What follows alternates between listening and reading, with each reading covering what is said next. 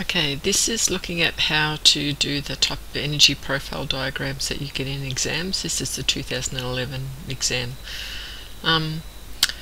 This is the reactants and products, and normally you would have the reactant line and then the activation energy and then down to the product line like this. So they've left this off. And they've just drawn the reactant enthalpy and the product enthalpy. They've got two separate equations, so you could, on some exams, as well as leaving that off, instead of putting them staggered, they could put them one above the other, and they can put the other equation too, one above the other.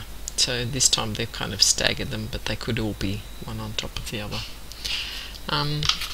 Okay, so we've got two equations, and this is the change in enthalpy for each of them, and then they're asking for what happens if you go from graphite to diamond. So this diagram is showing you, really, you can do this with the diagram much more easily. If you go from graphite down to carbon dioxide, you're releasing this much energy.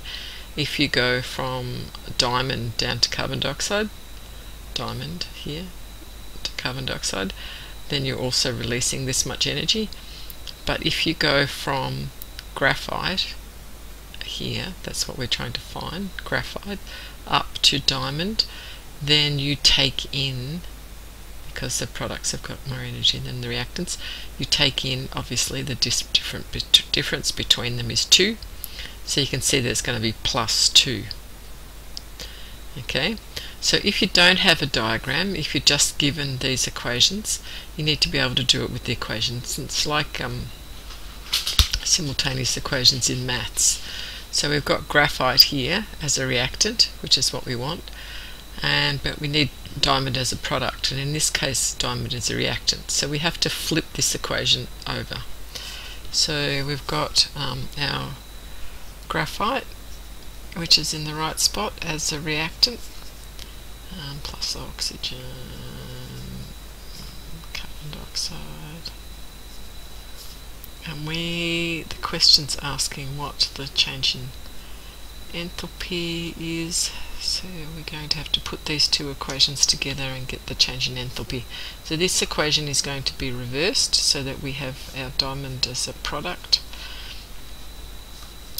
and because it's reversed, the change in enthalpy, instead of releasing energy, the reaction needs energy, so you have to add energy to the carbon dioxide to turn it into a diamond, obviously. So if you take in energy, if the energy in the products is more than the energy in the reactants, then the change in H is positive.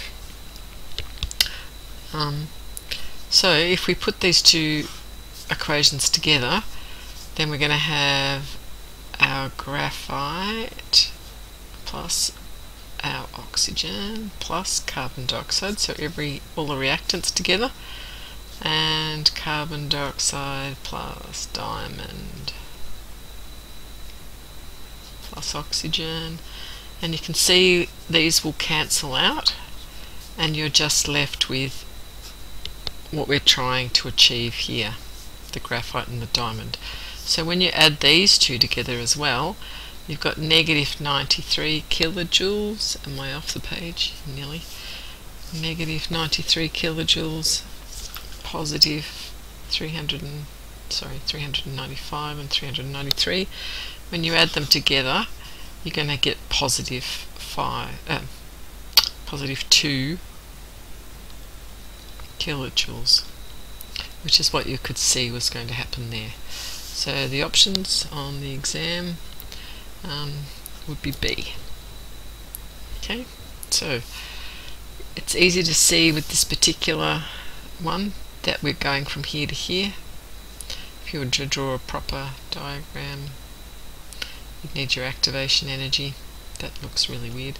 It was like this. Okay, and your change in H is positive 2. But you need to be able to do it just with simultaneous equations. Okay, so just rearrange them until you've got your reactants and your products on the right side, and then have a look. Have I had to double it? Have you had to flip it over? So if you double the entire reaction to get something, then you'd have to double the amount of energy taken in or released. Okay.